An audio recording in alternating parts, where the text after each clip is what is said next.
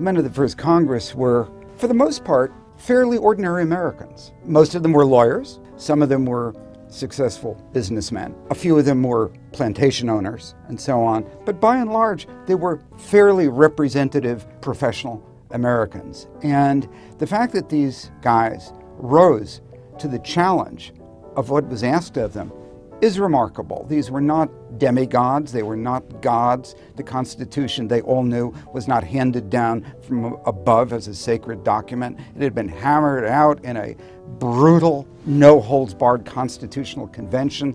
Most of the members of the First Congress were veterans of the Constitutional Convention. And for 2 years in the First Congress, they duked it out. And if you think the level of discourse in politics today is rough, read what they were saying during the First Congress. They were a lot less inhibited than we are today.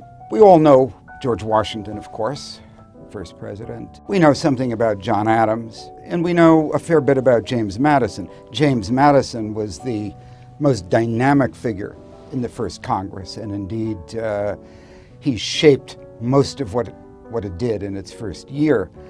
But there were several dozen other men, most of whose names are nearly forgotten or entirely forgotten today. One of my favorites was a man named Fisher Ames. Ames was a passionate advocate for the interests of New England. Elbridge Gerry, another Massachusetts congressman, a figure who kind of foreshadowed today's Tea Party.